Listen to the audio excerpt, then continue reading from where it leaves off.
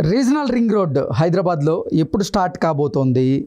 అది అక్కడ regional ring road పరిసర ప్రాంతాల్లో ఇప్పుడు ప్రజెంట్ మార్కెట్ వాల్యూ ఎలా ఉంది? గతంలో ఆమోదించిన దానికంటే కూడా రీజనల్ రింగ్ రోడ్ని పొడిగిస్తూ ఇంకో జీవో కూడా వచ్చినటువంటి నేపథ్యంలో అది ఏ ఏ ప్రాంతాలను కనెక్ట్ చేయబోతుంది అంటే ఏం చెప్తారు? సో రీజనల్ రింగ్ రోడ్ అనేది గత కొన్ని సంవత్సరాల నుంచి బాగా ట్రెండింగ్ లో ఉన్నటువంటి టాపిక్. సో చాలా మంది ఇప్పుడు సిటీ అవుట్స్కట్ లో ఇన్వెస్ట్మెంట్ చేసే వాళ్ళందరూ కూడా చెప్పేది ఏంటంటే నెక్స్ట్ రీజనల్ రింగ్ రోడ్ ఇక్కడ నుంచి రాబోతుంది, ఈ ఏరియాలో ఇన్వెస్ట్మెంట్ చేస్తే బాగుంటుంది అని చెప్తున్నారు. అది 100% కరెక్ట్. ఎందుకంటే అవుటర్ రింగ్ రోడ్ లోపల మనం ఇవాళ ఎక్కడ చూసుకున్నా 40,000 కన్నా ఎక్కువ ఉంది గజం. అవుటర్ రింగ్ రోడ్ వస్తుంది అంటే చాలా మంది జనాలు నవ్వుకున్నారు. అంత పెద్ద రోడ్ వేస్తారా? మా ఏరియాలో సిమెంట్ రోడ్లకే గతి లేదు, అంత పెద్ద రోడ్ ఎవరు చేస్తారు, దాని మీద ఎవరు తిరుగుతారు అన్నారు. కానీ ఇలా హైదరాబాద్ లో సగం ట్రాఫిక్ తగ్గింది ఓన్లీ బికాస్ ఆఫ్ ఓఆర్ఆర్ వల్ల. అంత డిమాండ్ వచ్చేసింది. ఓఆర్ఆర్ కంటే ముందు మనకి ఐఆర్ఆర్ ఉండే inner ring road. So inner ring road వరకే మనకి సిటీ అనేది ఉంది. తర్వాత అవుటర్ రింగ్ రోడ్ వరకు మొత్తం సిటీ అనేది ఎక్స్పాండ్ అయింది. ఇప్పుడు అవుటర్ రింగ్ రోడ్ నుంచి కూడా జనాలు ఇక్కడ సరిపోవట్లేదని చెప్పేసి అవుటర్ రింగ్ రోడ్ దాటి జనాలు బయటికి వెళ్తా ఉన్నారు రీజనల్ రింగ్ రోడ్ వరకు. సో ఈ రీజనల్ రింగ్ రోడ్ వరకు ఎక్కడ వరకు వస్తుందంటే మనకి ఆల్రెడీ మనకి హెచ్ఎండిఏ లిమిట్స్ ఏదైతుందో 50 కిలోమీటర్స్ ఉండే. సో ఇప్పుడు గవర్నమెంట్ ఏం చేసిందంటే up to regional ring road వరకు ఎక్స్పాన్షన్ చేయాలని చెప్పింది. ఎందుకంటే ఎట్లయితే జనాలు పెరుగుతా పోతారో వాళ్ళకి అన్ని రకాల ఎమ్యూనిటీస్, వాళ్ళకి అన్ని రకాల మనం డెవలప్మెంట్ చేయాలంటే గనక ఒకటే దగ్గర చేస్తే కూడా సరిపోదు, దాన్ని ఎక్స్పాండ్ చేయాలి. సో దీనికి అయ్యే టోటల్ ఖర్చు వచ్చేసి మనకి ఏంటంటే 31,000 కోట్ల రూపాయలు ఖర్చు రావచ్చు అని చెప్పి రీసెంట్ గా మనకు ఆర్టికల్స్ వచ్చినాయి, గవర్నమెంట్ వాళ్ళు చెప్పడం జరుగుతుంది. సో ఇది వచ్చేసి మనకి ఫస్ట్ ఏంటంటే నార్త్ నుంచి వస్తుంది, సెకండ్ సౌత్ కి కనెక్ట్ అవుతుంది. ఎక్కడ నుంచి స్టార్ట్ అవుతుంది అంటే సంగారెడ్డి నుంచి మొదలు పెడితే మనకి సంగారెడ్డి నుంచి నెక్స్ట్ వచ్చేసి ఎక్కడ ఉన్నాయి మనకి శంకరపల్లి నుంచి నెక్స్ట్ ఎక్కడ ఉన్నది అంటే చేవెళ్ళ నుంచి షాబాద్ నుంచి షాద్ నగర్ నుంచి అగైన్ మనకి ఆమన్గల్, చౌటుప్పల్, తూప్రాన్, తర్వాత వచ్చేసి మనకి ఏదైతే భువనగిరి, ఇట్లా మనకి రౌండ్ వస్తుంది సర్కిల్ అనమాట. నర్సాపూర్ ఇవన్నీ కూడా కలుపుతూ మళ్ళీ ఒక్కొక్క ప్రాంతాన్ని కనెక్ట్ చేసేటువంటి ఈ రీజనల్ రింగ్ రోడ్ ప్రాంతాల్లో అసలు ప్రజెంట్ మార్కెట్ వాల్యూ ఎలా ఉంది? ఇప్పుడు అసలు హైదరాబాద్లో ఉన్నటువంటి రియల్ ఎస్టేట్ రంగం మొత్తం ఈ ప్రాంతాల మీదే డిపెండ్ అయ్యి ఉంది అంటూ కూడా కొన్ని వార్తలు వస్తున్నాయి. వాటిలో వాస్తవం ఉందంటారా? కరెక్ట్. సో మేజర్గా ఏంటంటే ఇప్పుడు ఏదైతే రీజనల్ రింగ్ రోడ్ వస్తుందో మళ్ళీ దానికి కనెక్టింగ్ రేడియల్ రోడ్స్ ఉంటాయి compulsory. Peripheral roads, radial roads అనేది కంపల్సరీ ఉంటుంది. అంటే రావడానికి 100 ఫీట్ల రోడ్లు, 150 ఫీట్ల రోడ్లు, 200 ఫీట్ల రోడ్లు కూడా ఉంటాయి ఖచ్చితంగా. సో ఇవన్నీ కూడా ఇంకోటి ఏంది, ఏదైతే రీజనల్ రింగ్ రోడ్ వస్తుందో నేషనల్ హైవేస్ అదేవిధంగా స్టేట్ హైవేస్ ని ఖచ్చితంగా కనెక్టింగ్ యాక్సెస్ ఉంటుంది కంపల్సరీ. కాబట్టి ఇప్పుడు హైదరాబాద్ సరౌండింగ్ లో ఎక్కడ ఎక్కువ గ్రోత్ వస్తుంది మనకి అండ్ మార్కెట్ వాల్యూస్ ఎలా ఉన్నాయంటే ఇప్పుడు ఏదైతే రీజనల్ రింగ్ రోడ్ రాబోతుందో నేను చూస్తున్నంత వరకు నాకున్న నాలెడ్జ్ ప్రకారం ఏంటంటే సిటీ దాటిన తర్వాత మనం రీజనల్ రింగ్ రోడ్ ఏరియాలో ఎక్కడ తీసుకున్నా కూడా ఇలా గజం డిటిసిపి లేఅవుట్లనైతే 10,000 నుంచి ఎబోవ్ ఉన్నాయి. హెచ్ఎండిఏలో తీసుకుంటే 15,000 నుంచి 30,000 వరకు ఉన్నాయి. Depends upon area. ఇప్పుడు సంగారెడ్డి లాంటి ఏరియా ఉంది, అక్కడ మనం చూసుకుంటే గజం 30,000 వరకు ఉంది, 20 నుంచి 30,000 మినిమం ఉంది అక్కడ. తర్వాత వచ్చేసి మనకి బెంగళూరు హైవేలో తీసుకుంటే వచ్చేసి మనకి అక్కడ హెచ్ఎండిఏలో 25,000 నుంచి 30,000 వరకు ఉంది. కొన్ని ఏరియాలో చూసుకుంటే మనకి 22,000, 20,000, 18,000 డిపెండ్స్ అపాన్ ఏరియా. మినిమం చూసుకున్నా కూడా ఎక్కడ చూసుకున్నా కూడా 18,000 కంటే తక్కువ అయితే ఎక్కడ లేదు. దాని తర్వాత శ్రీశైలం హైవే కావచ్చు, తర్వాత విజయవాడ హైవే కావచ్చు. సో చౌటుప్పల్ వరకు మనం ఎక్కడ తీసుకున్నా కూడా హైవే సైడ్ తీసుకుంటే కనుక 20,000 ఎబో ఉంది. హైవే సైడ్ ఉన్నాయంటే 20,000 ప్లస్ ఉన్నాయి. హైవే నుంచి లోపలికి వెళ్తే మనకి ఇంకా తక్కువ ప్రైస్ లో ఉంటుంది. ఇప్పుడు మనకి హెచ్ఎండిఏ లిమిట్ లో ఎక్కడ తీసుకున్నా కూడా ఈ మేజర్ గా ఎక్కువ బిజినెస్ నడిచేది ఈ హైవేలలో. ఈ కొడంగల్ హైవే కానీ ఇవన్నీ కూడా మేజర్ గా ఇక్కడ ఎక్కువ బిజినెస్ నడుస్తుంది కాబట్టి ఈ ఏరియాలో అయితే కొంచెం ప్రైజెస్ ఇప్పుడు ఉన్నాయి. నెక్స్ట్ దీన్ని పెంచబోతున్నారు. తర్వాత మిగతా హైవేలలో ఏంటంటే కనెక్టింగ్ తో పాటు డెవలప్మెంట్ పరంగా చూసుకుంటే కొంచెం ఈ హైవేలతో కంపేర్ చేస్తే ఈ హైవేలు కొంచెం తక్కువ ఉంటాయి కాబట్టి అక్కడ ప్రైజెస్ అనేది ఇంకొంచెం తక్కువ ఉంది. కానీ ఎమర్జింగ్ ఉన్నది ఆల్రెడీ ఎక్కువ డెవలప్మెంట్కి ఎక్కువ స్కోప్ ఉన్న హైవేస్ చూసుకుంటే Bengaluru highway, Mumbai highway, Warangal highway, ఈ విజయవాడ హైవే, ఏదైతే మనకి శ్రీశైలం హైవే, ఇవి ఎగ్జిస్టింగ్ ఉన్నాయి. దీనికి ఎక్కువ పొటెన్షియల్ ఉంది కాబట్టి ఈ హైవేలలో మనకి అప్ టు కూడా ఏంటంటే రీజనల్ రింగ్ రోడ్ ఒక్కటే కాకుండా రీజనల్ రింగ్ రోడ్ నుంచి మళ్ళీ ఒక 30 కిలోమీటర్లు అండ్ రీజనల్ రింగ్ రోడ్ నుంచి రీజనల్ రింగ్ రోడ్ లోపల అయితే ఆటోమేటిక్ గా డెవలప్ అవుతుంది. ప్లస్ రీజనల్ రింగ్ రోడ్ దాటినాక 10 కిలోమీటర్ల వరకు కూడా ఎక్కువ స్కోప్ ఉంటుంది డెవలప్మెంట్. ఇప్పుడు రీజనల్ రింగ్ రోడ్ ని పొడిగిస్తున్నారు కదా, ఎక్కడి నుంచి ఎక్కడ దాకా పొడిగించే అవకాశం ఉంది?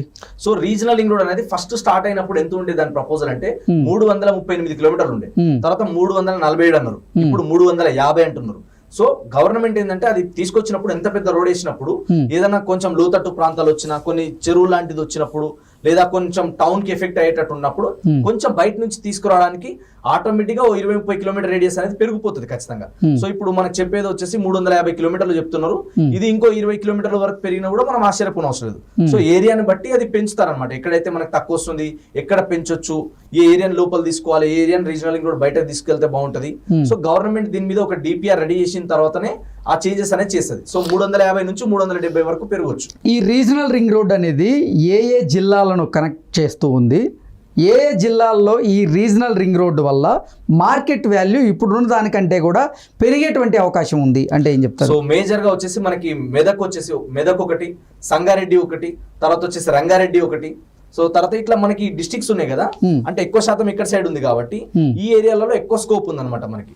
కాబట్టి ఈ డిస్ట్రిక్ట్స్ ని కలపడంతో పాటు మనకి కనెక్టింగ్ రోడ్స్ ఏవైతే ఉన్నాయో ఆల్రెడీ ఎగ్జిస్టింగ్ డెవలప్మెంట్ ని బేస్ చేసుకొని ప్లస్ అక్కడ నుంచి ఎక్కడ ఎంతవరకు ఎక్స్టెండ్ అవుతుందో చూసుకొని ఆ ఏరియాలలో మనం ఇన్వెస్ట్మెంట్ చేస్తే నెక్స్ట్ ఫ్యూచర్లో ఖచ్చితంగా రేట్స్ అనేది ఇప్పుడు పెరగబోతున్నాయి. మార్కెట్ వాల్యూస్, ల్యాండ్ వాల్యూస్ అనేది పెరుగుతాయి, కానీ ఎవరైనా భూమి రేట్లు పడిపోతేమో, ఏమైనా తగ్గిపోతేమో, నెక్స్ట్ అంతగానం రియల్ ఎస్టేట్ లేదేమో, ఇలాంటి భయాలు అవసరం లేదు. హైదరాబాద్ రియల్ ఎస్టేట్కి మరో 20 సంవత్సరాల వరకు టచ్ చేయలేరు. ర్యాపిడ్గా పెరుగుతుంది తప్ప రేట్ అనేది పెరగదు. ఎందుకంటే ఇలా ల్యాండ్ వాల్యూ మనం city surrounding regional ring road లోపల తీసుకుంటే ఎక్కడ చూసినా కూడా మినిమం ఎకరం వచ్చేసి 60 నుంచి 80 వేలు ఉంది, 80 లక్షలు ఉంది, సారీ తక్కువ 60 లక్షల నుంచి 80 లక్షల ఎకరం. మెయిన్ ఇంకా కనెక్టింగ్ రోడ్స్ కుంటే 1 CR ఎబోనే ఉంది, కానీ తక్కువ ఎక్కడే లేదు. కాబట్టి ఇప్పుడు ₹1 కోటి మినిమం ఎకరం ఉన్నప్పుడు ఇంకో 10 సంవత్సరాల్లో ఇయర్లీ 10% పెంచుతూ పోయినా మనము, ఇది అలా ₹1 కోటి ఉన్నది, నెక్స్ట్ 10 సంవత్సరాల్లో 20 సంవత్సరాల్లో 10 కోట్లు అయినప్పుడు అక్కడ డెవలప్మెంట్ చేయాలి, అక్కడ గ్రోత్ తీసుకురావాలి, అన్ని ఫెసిలిటీస్ ఇవ్వాలంటే ఖచ్చితంగా రేట్స్ అనేది పెరుగుతాయి కానీ తగ్గదు. ఆల్రెడీ మనం గతంలో 5 years 10 years బిఫోర్ రేట్స్ కి ఇప్పుడున్న రేట్స్ కి చాలా చేంజెస్ వచ్చినాయి. సో నెక్స్ట్ 10 years అద్భుతంగా ఉంటది. కాబట్టి ఎక్కడైనా సరే రీజనల్ రింగ్ రోడ్ లోపల, అవుటర్ రింగ్ రోడ్ దాటి రీజనల్ రింగ్ రోడ్ లోపల ఎక్కడ ఉన్నా సరే రానున్న 10 సంవత్సరాల్లో అద్భుతమైన రిటర్న్ తీసుకోవచ్చు. కానీ రీజనల్ రింగ్ రోడ్ వస్తుంది కదా అని చెప్పి ఇయాలనే కొనుక్కొని ఇయాలనే రేపే అమ్మాలనుకోవద్దు. వెయిట్ చేయాలి, వెయిట్ చేసే కొద్దీ రేట్ అనేది పెరుగుతా పోతుంది. రీజనల్ రింగ్ రోడ్ కనెక్ట్ చేసేటువంటి ప్రాంతాల్లో గత ప్రభుత్వంలో మార్కెట్ వాల్యూ ఎలా ఉండేది, రేవంత్ రెడ్డి వచ్చిన తర్వాత ఇప్పుడు మార్కెట్ వాల్యూ ఎలా ఉంది? అంటే కేసీఆర్ గారు ఉన్నప్పుడు మార్కెట్ వాల్యూ బాగుందా, లేదంటే ఇప్పుడు రేవంత్ రెడ్డి గారు ముఖ్యమంత్రి అయిన తర్వాత ఇక్కడ మార్కెట్ వాల్యూ బాగుందా అంటే ఏం చెప్తారు? సో కేసీఆర్ సార్ ఉన్నప్పుడు మంచి డెవలప్మెంట్స్ అయినాయి ఆల్రెడీ. వాళ్ళు ఎంత పెంచాలో అంత పెంచుకుంటూ పోయారు. 2021, 2022లో బాగా రేట్లు అనేవి ఒకటేసారి మార్కెట్ వాల్యూస్ అనేది పెంచడం జరిగింది. ఆ తర్వాత మళ్ళీ పెరగలేదు. సో గవర్నమెంట్ మారినప్పుడు ఖచ్చితంగా వాళ్ళు చెప్పిన కమిట్మెంట్ అన్ని ఫుల్ఫిల్ చేయాలంటే వీళ్ళకి రెవెన్యూ కావాలి. రెవెన్యూ కావాలన్నప్పుడు ఎక్కువ శాతం వీళ్ళు ఏం చేస్తారు, ఎనీ గవర్నమెంట్ మేజర్ గా రియల్ ఎస్టేట్ మీద ఫోకస్ చేస్తారు. ఎక్కడ నుంచి ఇన్కమ్ వస్తుంది మనకి. కాబట్టి దీంట్లో మార్కెట్ వాల్యూస్ ఎంత ఉన్నాయి, ల్యాండ్ వాల్యూస్ ఎలా ఉన్నాయి. ఇప్పుడు ఇంకోటి మేజర్ ఫోకస్ చేయడానికి రీజన్ ఏంటంటే గవర్నమెంట్ రేట్ అనేది ఒకటి ఉంటుంది, కానీ మార్కెట్ లో జరిగే ట్రాన్సాక్షన్ రేట్ ఇంకోటి ఉంటుంది. ఇప్పుడు ఎకరం అక్కడ ₹1 కోటి ఉందనుకోండి, అక్కడ market value government sale deed value ఎంత ఉంటుంది, మహా అయితే 5 లక్షలు 10 లక్షలు, అంతకన్నా ఎక్కువ ఉండదు. సో 10 లక్షల సేల్ డీడ్ మీదనే, ఆ వాల్యూ మీదనే రిజిస్ట్రేషన్ చేస్తారు అందరు కూడా. ఆ అమౌంట్ గవర్నమెంట్ కి వెళ్తుంది. కానీ ఇక్కడ బయట ట్రాన్సాక్షన్ జరిగేదంతా ఇక్కడ 90 లక్షల తేడా వస్తుంది కదా. సో గవర్నమెంట్ కూడా దీన్ని ఏం చేయబోతుందంటే ఇప్పుడు 7.5% ఉన్నదాన్ని ఎంతవరకు పెంచుతుంది రిజిస్ట్రేషన్ వాల్యూ, లేదా ఇప్పుడు ఫర్ ఎగ్జాంపుల్ 10 లక్షలే ఉంది మార్కెట్ వాల్యూ, ఈ 10 లక్షల్ని కాస్త 20 లక్షలు చేస్తుందా, లేదా ఈ 7.5 ని తగ్గించుకొని దీన్ని 30 లక్షలు. అంటే ప్రభుత్వం నుంచే మార్కెట్ వాల్యూ పెంచబోతుందా? అంటే ప్రభుత్వం ఎప్పుడు పెంచుతుంది అంటే అక్కడ స్కోప్ ఉన్నప్పుడు డెవలప్మెంట్ అవుతుంది, ఇక్కడ నుంచి గ్యారంటీగా మనకి అప్రిషియేషన్ వస్తుంది, ఇక్కడ గ్యారంటీ గ్రోత్ ఉందన్నప్పుడు పెంచుతుంది. ఇప్పుడు అన్ని హైదరాబాద్ మొత్తంలో ఒకటే రేట్ ఉండదు. హైటెక్ సిటీకి, గచ్చిబౌలికి ఉన్న రేట్ అన్ని చోట్ల ఉండదు, కోకాపేట్కి ఉన్న రేట్ అన్ని చోట్ల ఉండదు.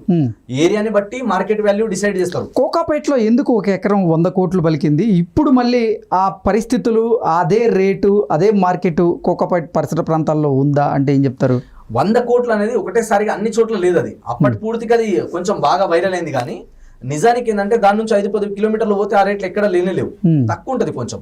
అంటే డిపెండ్స్ అపాన్ ఏరియా. కొన్నిసార్లు కొన్ని ఆప్షన్ వేసినప్పుడు కొన్ని పర్టికులర్ డిమాండ్ ఉన్న ఏరియాస్ కి అలా రేట్ ఎక్కువ ఉంటుంది తప్ప. రియల్ ఎస్టేట్ పెరిగింది ఈ 10 సంవత్సరాల్లో అని చూపించుకోవడానికే మాజీ ముఖ్యమంత్రి కేసీఆర్ గారు ఇటువంటి ట్రిక్ని ప్లే చేశారా, లేదంటే నిజంగానే అసలు కోకాపేట్లో ఒక ఎకరం 100 కోట్లు అమ్మినటువంటి దాఖలాలు ఉన్నాయా? అంటే కొన్ని సిచ్యువేషన్లు అవుతాయి సార్. అది అన్ని సార్లు ప్రతి చోట అంత మరి అక్కడే పెరిగింది. ఇప్పుడు హైటెక్ సిటీలో ఎందుకు అంతగానో పెరగలేదంటే ఏరియాని బట్టి ఉంటది, అక్కడ ఆప్షన్ చేసే దాన్ని బట్టి ఉంటది.